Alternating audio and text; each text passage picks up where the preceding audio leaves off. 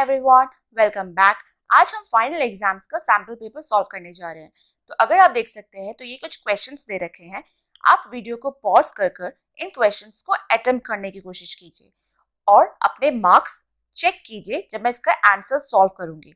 और फिर मुझे कमेंट्स में जरूर बताइए कि आपने कितने मार्क्स स्कोर किए। तो आइए सॉल्व करते हैं सैम्पल पेपर।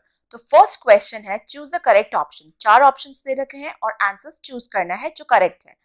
तो फर्स्ट दे रखा है which of the following is not a planet of the sun. Jupiter, Pluto, Neptune and Saturn. इन 4 ऑप्शंस में से जो सन का प्लैनेट नहीं है वो है second option Pluto. Second question है the range of a laboratory thermometer is usually. 2 तरह के थर्मोमीटर होते हैं, laboratory thermometer and clinical thermometer. तो यहाँ पर आपको लेबोरेटरी थर्मोमीटर का रेंज पता करना है, यानी कम से कम वो कितना मेजर करता है और ज्यादा से ज्यादा कितना। तो इसका जो सेकेंड ऑप्शन है -10 degree Celsius to 110 degree Celsius correct answer है।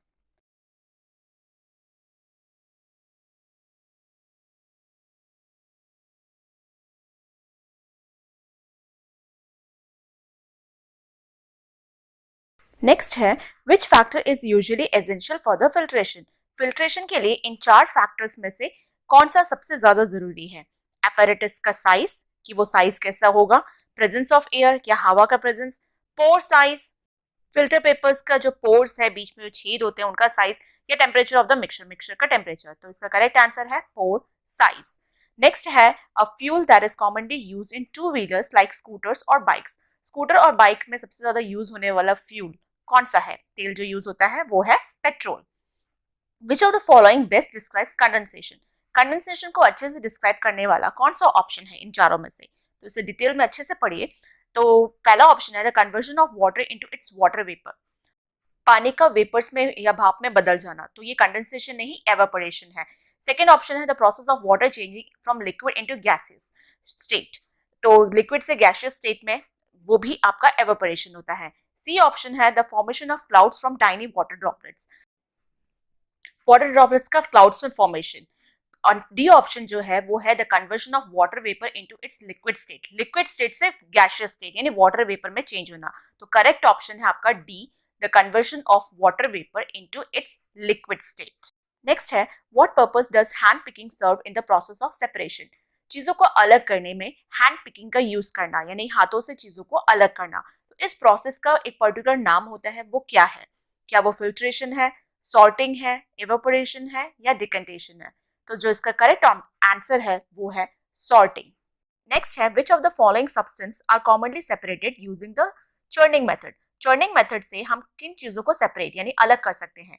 ऑयल फ्रॉम वाटर, वाटर से ऑयल को अलग करना, सैंड फ्रॉम वाटर, वाटर से सैंड यानी मिट्टी को अलग करना, क्रीम फ्रॉम मिल्क, मिल्क से क्रीम को अलग करना, या ऑक्सीजन फ्रॉम एयर, एयर से ऑक्सीजन को अलग करना। तो इसका करेक्ट आंसर है third option, cream from milk. Next है which of the following is not a member of our solar system. Solar system में ये जो 4 आपको ऑप्शन दे रखे इनमें से कौन सा एक ऐसा मेंबर है जो सोलर सिस्टम का मेंबर नहीं है? तो करेक्ट आंसर है सीरियस, क्योंकि सीरियस एक स्टार है जो कि सोलर सिस्टम का मेंबर नहीं है। What do we call a cluster of eggs of frog. Frog के जो एग्स जब क्लस्टर बनते हैं तो उनको क्या नाम देते हैं? तो उसका नाम क्या हो सकता है? चारों ऑप्शंस में करेक्ट ऑप्शन आपको ढूंढना है। तो इसका आंसर है fourth option, spawn. Next question है which planet is also called the blue planet. Blue planet हम किस प्लैनेट को कहते हैं? Earth, Mars, Jupiter, Venus. तो इसका करेक्ट ऑप्शन है या आंसर है फर्स्ट ऑप्शन, अर्थ।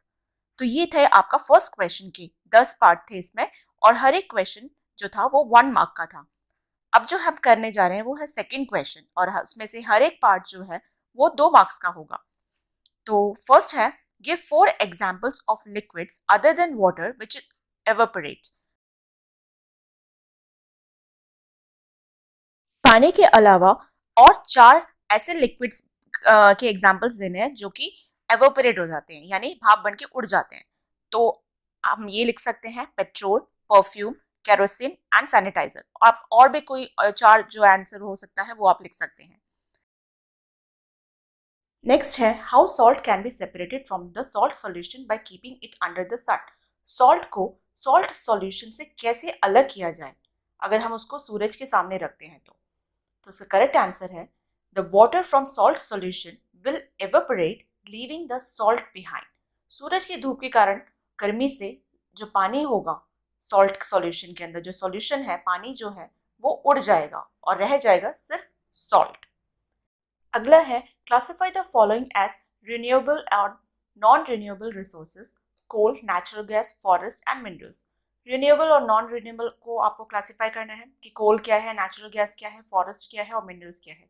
तो इसका करेक्ट आंसर है कोल तो जो होता है वो नॉन रिन्यूएबल है, बनने में मिलियन ऑफ ईयर्स लग जाते हैं। Natural gas non renewable, forest renewable हजारों साल लगेंगे लेकिन बनेगा, मिनरल्स नॉन रिन्यूएबल। अगला है क्वेश्चन नंबर 3, जहां 4 क्वेश्चंस होंगे, 4 पार्ट्स होंगे और हर एक पार्ट 3 नंबर का होगा।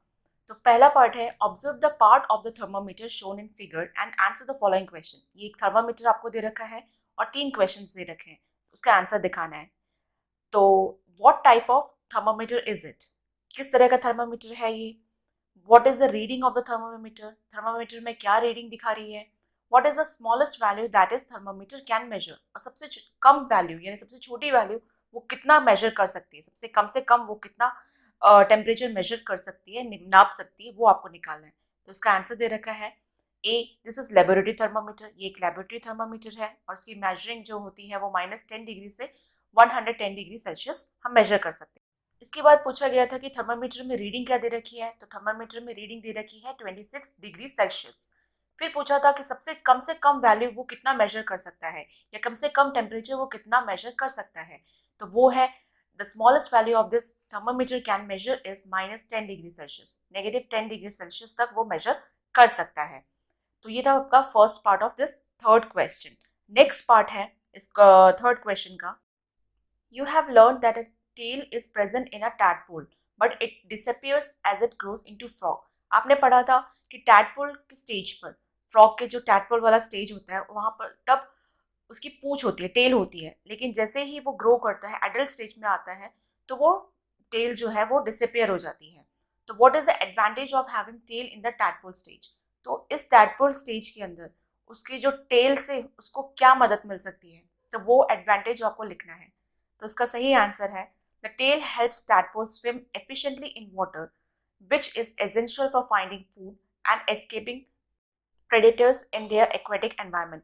तो जब टैडपोल की जो टेल होती है उसकी मदद से वो पानी के अंदर स्विम कर सकता है, तैर सकता है, जिससे उसको बहुत फायदा होता है। एक तो खाना उसको मिल जाता है, आसानी से खाना ढूंढ पाता है, और वो अपने प्रेडेटर्स यानी उसके जो एनिमी होंगे, जो उसको खाने वाले जानवर होंगे, एक्वेटिक यानी पानी में रहने वाले जानवर जो उसको खा जाएंगे या उसको हार्म पहुंचाएंगे, तो उनसे वो बच पाएगा, अपनी टेल की मदद से वो स्विम करके अपने आप को बचा लेगा। तो ये टैडपोल स्टेज पर उसके टेल के होने वाले एडवांटेज है। नेक्स्ट है in the given illustration we see that food is being cooked. आप इस फिगर में देख सकते हैं कि जो यहाँ पर खाना पक रहा है, ठीक है। आंसर द फॉलोइंग क्वेश्चन, अब आपको आंसर देना है इन 2 क्वेश्चन का। What type of energy is being used for cooking, कौन से टाइप की एनर्जी यहाँ पर इस्तेमाल की जा रही है या यूज की जा रही है खाना बनाने के लिए। Name one benefit and one drawback using this type of energy for cooking. अगर हम ये एनर्जी को खाना बनाने के लिए इस्तेमाल करते हैं तो एक फ़ायदा बताइए और एक नुकसान। तो जो एनर्जी हम यूज़ करने वाले हैं कुकिंग के लिए वो है सोलर एनर्जी, सन से मिलने वाली एनर्जी। उसका बेनिफिट ये है कि इट इज़ रिन्यूएबल, ये रिन्यूएबल है, बार बार हम इसका इस्तेमाल कर सकते हैं, कोई खर्चा नहीं है। It is a clean energy source, बहुत क्लीन है। और इसकी एक कमी ये है कि it can not be use on cloudy days, जब बादल होंगे तब हम इसका इस्तेमाल नहीं कर सकते, और रात के टाइम पर और एट नाइट, रात के टाइम पर हम इसका इस्तेमाल नहीं कर सकते क्योंकि तब सूरज की रोशनी या धूप नहीं होती, गर्माहट नहीं होती।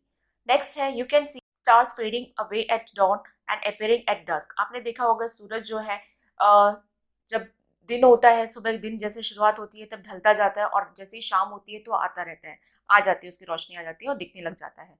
During the day we do not see the stars, explain by. दिन के समय हमें स्टार्स क्यों नहीं दिखते, इसको बताएं। इसका रीजन ये है कि stars fade at dawn and appear at dusk because of the sun's brightness, क्योंकि सूरज की रोशनी इतनी तेज होती है, दिन भर सूरज जो इतना वो ब्राइट होता है, इसकी वजह से स्टार्स इनविजिबल हो जाते हैं, दिखते नहीं है, गायब जैसे हो जाते हैं, उनकी रोशनी हमें दिखती नहीं है। नेक्स्ट है फोर्थ क्वेश्चन, जिसमें 3 पार्ट दे रखे हैं और हर एक पार्ट 4 मार्क्स का है। तो फर्स्ट है, you have learn that different conditions are required for seed germination. आपको पता है सीड जर्मिनेशन, सीड को बनाने के लिए, उसको अच्छे से जर्मिनेट करने के लिए अलग अलग कंडीशंस होती है। How can we use this knowledge for proper storage of grains and pulses. तो ग्रेन्स और पल्सेस को किस तरह से हम स्टोरेज करके रख सकते हैं, इसकी नॉलेज को ध्यान में रखते हुए हम ग्रेन्स और पल्सेस को कैसे इस्तेमाल करके रख सकते हैं। तो proper storage of grains and pulses, दाल और जो गेहूँ होते हैं इनको हम कैसे इस्तेमाल करके स्टोरेज करके रख सकते हैं। पहले तो है keep dry to avoid germination, इनको सूखा कर रखना पड़ेगा। गीले होंगे तो वो और जर्मिनेट हो जाएंगे और बड़े पुलकित होकर वो बड़े हो जाएंगे। सेकेंड है store cool to prevent spoilage, इसको अच्छी ठंडी जगह पर रखना है ताकि वो सड़ नहीं जाए। Use an air tight container to block pest, air tight container में इसको रखना है ताकि कीड़े नहीं पड़े। Avoid light to stop sprouting, दोबारा से अंकुरित ना हो इसलिए इसमें रोशनी नहीं पड़ने देनी है, डार्क प्लेस पे रखना है। These steps keep grains fresh for longer, ये इसकी वजह से गेहूं और जो पल्सेस होंगे वो काफ़ी हद तक फ्रेश रहेंगे। नेक्स्ट है सॉल्व द फॉलोइंग रिडल, एक पहेली है। My first alphabet is in man but not in can, मेरा फर्स्ट जो अल्फ़ाबेट है या फर्स्ट लेटर है वो मैन में है पर कैन में नहीं। तो अब हम पहले तो देखेंगे इनमें कॉमन चीज़ क्या है, वो ए और एन दोनों में आ रहा है तो दोनों को काट देते हैं। अब मैन के अंदर एम है जो आ रहा है तो हम एम को सर्कल करेंगे और यहाँ सामने एम लिख देंगे। सेकेंड है my second alphabet is in S but and also in fan, S में भी है और फैन में भी है, तो इस दोनों में आने वाली एक कौन सा अल्फ़ाबेट है, वो है ए, तो यहाँ पर हम ए लिख सकते हैं। नेक्स्ट है my third alphabet is in rat and not in cat, rat में है पर कैट में नहीं। तो हम देखते हैं रैट में पाया जाने वाला अल्फ़ाबेट और जो कैट में नहीं है। तो पहले तो हम कॉमन चीज़ें जो है हम काट देंगे, दोनों में आने वाली चीज़ वो ए और टी, और आर है जो नहीं आ रही है कैट के अंदर और रैट में आ रही है तो वो आर हो गया। My fourth alphabet is in sun but not in fun, sun में है पर फन में नहीं। सन को हम टिक करेंगे और फन को हम क्रॉस लगाएंगे, और इनमें जो नहीं आ रही है तो दोनों में पहले कॉमन चीज़ जो है वो निकालेंगे यू और एन, क्योंकि यू एन फन में भी आ रहा है इसलिए वो सन के अंदर तो नहीं होगा, बस एस बचता है जो नहीं आ रहा तो एस हम कट कर देंगे, लिख लेंगे यहाँ पर सर्कल लगाकर। और फोर्थ जो लास्ट है वो है I am a planet that moves around the sun, sun के चक्कर लगाने वाला जो प्लैनेट है वो है मार्स, जो हमें पजल से पता चला। नेक्स्ट है reflect on the statement water is our responsibility before it is our right, share your thoughts, कि पानी जो है वो हमारी एक जिम्मेदारी है, ठीक है। इससे ये हमारा राइट्स नहीं, इससे पहले हमारी एक जिम्मेदारी होनी चाहिए कि ये इस पे हमारा पूरा हक होने से पहले हमें उसको जिम्मेदारी से संभालना चाहिए। ये इसके बारे में आप क्या थॉट्स शेयर कीजिए अपने थॉट्स। तो आप लिख सकते हैं that water is our responsibility before it is our right means we must use water wisely, ये अपना हक समझ कर हमें इसको वेस्ट नहीं करना चाहिए, हमें इसको बहुत ही समझदारी से यूज़ करना चाहिए। हाँ, इसको पोल्यूशन या पोल्यूटेड होने से बचाना है, वाटर पोल्यूशन नहीं होना, गंदा नहीं करना है।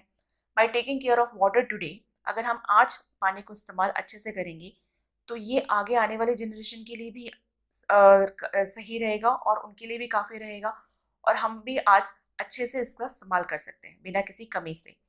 तो ये थे कुछ क्वेश्चंस, ये एक सैम्पल पेपर है। एग्ज़ाम के लिए सिर्फ ये एक पैटर्न है, पर आप एग्ज़ाम के लिए सारे क्वेश्चंस अच्छे से लर्न करके जाइएगा। All the best for your exams. Thanks for watching. अगर अच्छा लगे तो लाइक ज़रूर कीजिए, कमेंट भी ज़रूर कीजिए आपने कितने मार्क्स स्कोर किए, शेयर कीजिए एंड सब्सक्राइब कीजिए।